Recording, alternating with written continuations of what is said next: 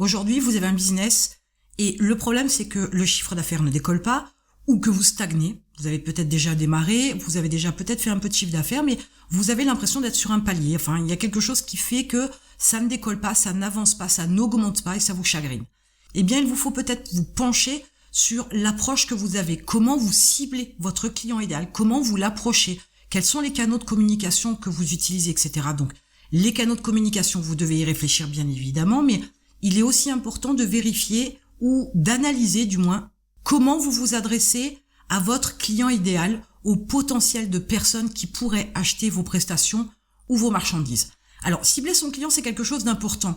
Si vous décidez de ne pas faire ça au départ, ou si vous l'avez oublié, ou si vous ne saviez pas qu'il fallait le faire, vous vous apercevez aussi que dans vos écrits, les contenus que vous créez sur le web, par exemple, vous avez un discours qui est plutôt journalistique, qui a une approche plutôt documentaire, qui est froid, qui est distant, qui ne touche pas, parce que dans les mots que vous employez, dans les formes de phrases que vous utilisez, vous ne vous adressez à personne, vous voulez viser hyper large pour pouvoir avoir un maximum de clients. Sauf que comme un achat est plutôt émotionnel et beaucoup moins raisonné, si on devait faire un équilibre entre les deux, il n'y en a pas, parce que l'émotion prend toujours le pas sur le déclenchement de l'acte d'achat, sur le processus d'achat d'un produit, d'une prestation du moins ou d'une marchandise. Vous devez donc clairement utiliser des leviers émotionnels. Mais les leviers émotionnels ne sont pas les mêmes pour un homme ou pour une femme. Selon l'âge aussi, les leviers émotionnels ne seront pas les mêmes. Donc la première des choses que vous devriez faire, c'est d'abord vous poser et réfléchir aux différents segments de personnes qui pourraient potentiellement acheter vos prestations ou vos produits. Il pourrait y avoir plusieurs types de personnes qui pourraient être intéressées par l'achat de ce que vous vendez. Donc ça, c'est les grands segments de clients idéaux, entre guillemets, qui pourraient consommer ce que vous vendez. Une fois que vous vous êtes posé sur les différents segments, vous allez en prendre un en particulier qui est celui qui va être le segment de personnes qui va contenir votre client idéal.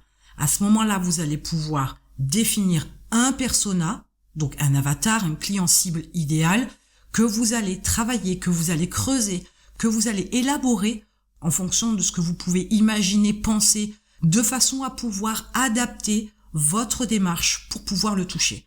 Pourquoi ? Parce que si vous n'avez pas de client idéal, vous voulez toucher tout le monde et finalement vous touchez un peu tout et n'importe quoi. Autant des gens vraiment intéressés que des gens qui vont être des touristes qui n'ont aucun intérêt à acheter votre marchandise ou votre prestation de service. Et pour que votre communication soit vraiment efficace et qu'elle puisse permettre d'augmenter votre chiffre d'affaires, il vaut mieux cibler directement la personne qui est censée acheter votre prestation de service ou votre marchandise. Au lieu de prendre large et de ne pas toucher à chaque fois, prenez plus ciblé de façon à toucher plus et de façon à toucher en plus grande quantité.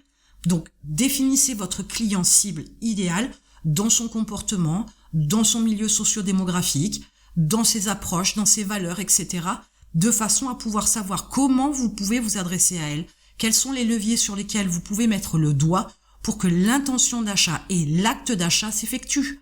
Cibler les bonnes personnes, c'est aussi vous faire gagner énormément de temps. Si vous visez large au début pour voir se dessiner dans vos statistiques le client idéal ou la cliente idéale, bien évidemment, le problème c'est que votre discours, vos contenus vont forcément être quelque peu orientés. Il se peut que vos stats ne vous donnent pas comme résultat non plus le profil type de la cliente ou du client idéal.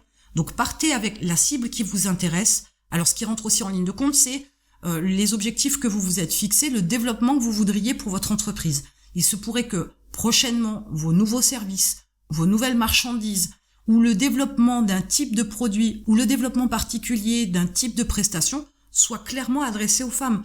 Donc dans l'idéal, votre client idéal de départ doit être une femme, si vous voulez que ça corresponde à l'évolution que vous avez souhaitée pour votre entreprise.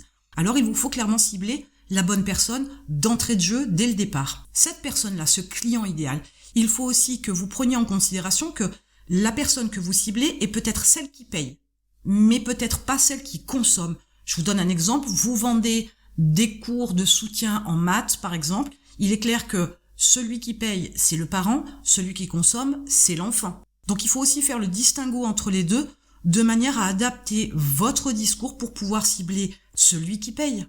Quel est l'intérêt qu'il va en retirer, les avantages, les bénéfices, les résultats qu'il va en avoir en se procurant la prestation de service, là en l'occurrence les cours, ou par l'acquisition d'une marchandise que vous vendez. Donc, faire la différence entre les deux, c'est aussi pouvoir rectifier le tir, parce qu'il se peut là aussi que vous ayez fait trop large, qu'il y ait une différence entre le consommateur et le payeur, et dans ce cas-là, votre discours n'est pas adapté et vous passez à côté de votre client idéal. Vous devez aussi comprendre que pour pouvoir générer de l'argent, vendre, vous devez aussi vous adresser à des gens qui ont de l'argent.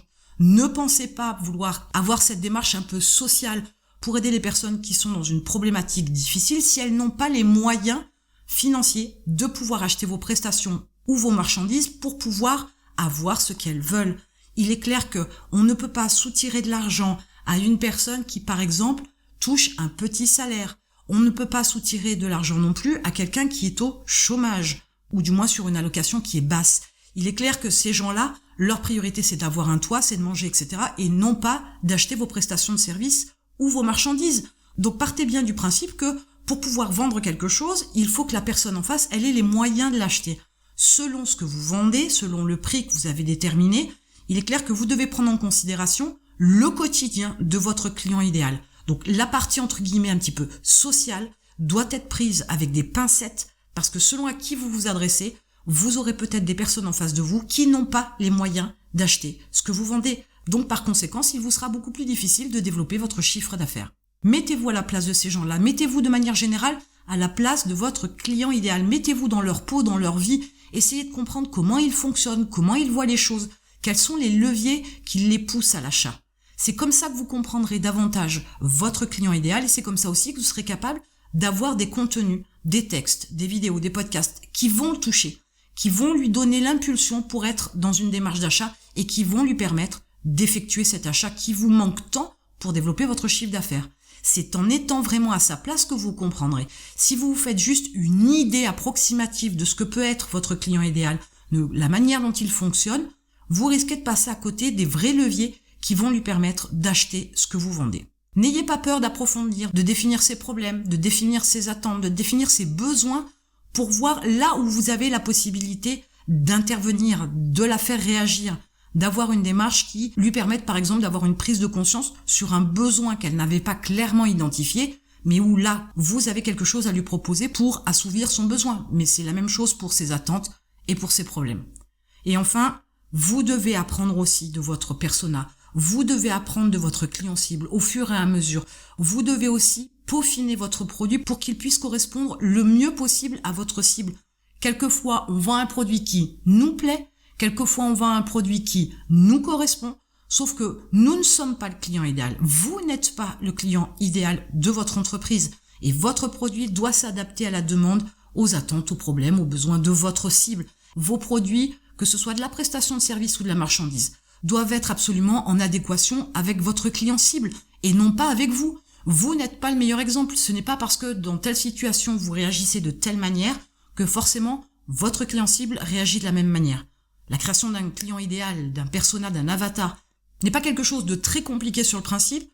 Là où il y a une certaine délicatesse à le faire, il y a une certaine problématique que vous pourriez rencontrer, c'est qu'il faut l'imaginer. Au départ, il est très fictif. On se base sur des idées préconçues, sur des schémas de fonctionnement. On part de manière très aléatoire sur l'établissement de son client idéal. Mais c'est par la suite avec les chiffres que vous allez pouvoir l'améliorer, le peaufiner. Et à ce moment-là, vous aurez donc aussi et un discours et une prestation de service ou une marchandise qui correspondra vraiment à ce client idéal, à ce client cible, de façon à ce que ces personnes-là achètent ce que vous avez à vendre. Dès l'instant où vous êtes en inadéquation avec les deux, forcément ça ne matche pas. C'est un petit peu comme les rencontres. S'il y a une adéquation de valeur, etc. entre deux personnes, oui, on parle de l'attirance des gens qui pourraient être complémentaires, mais là, en l'occurrence, ce n'est pas sur cette démarche-là qu'il faut aller. Il faut vraiment aller sur une démarche où vous avez quelque chose à proposer qui est dans l'idée, dans l'attente, dans le problème, dans le besoin de votre client cible, de façon à pouvoir, bien évidemment, générer l'intention et l'acte d'achat, parce que c'est quand même deux choses différentes, et que vous puissiez augmenter votre chiffre d'affaires. Et voilà une approche qui pourrait vous permettre de résoudre votre problème de chiffre d'affaires. Peut-être que vous n'avez pas décollé parce que vous n'avez pas fait un ciblage, peut-être que vous n'avez pas décollé parce qu'il y a inadéquation entre la cible et le produit de manière générale, peut-être que vous n'avez pas fait attention à ça, vous avez parlé à tout le monde et finalement vous vous êtes adressé à personne, peut-être que votre produit a aussi besoin d'être amélioré, peaufiné pour qu'il matche le mieux possible à votre client cible, et ça va vous permettre déjà de vous mettre sur une voie pour pouvoir améliorer votre business et faire que l'argent ne soit plus un problème dans votre entreprise. Et en attendant, je vous retrouve de l'autre côté.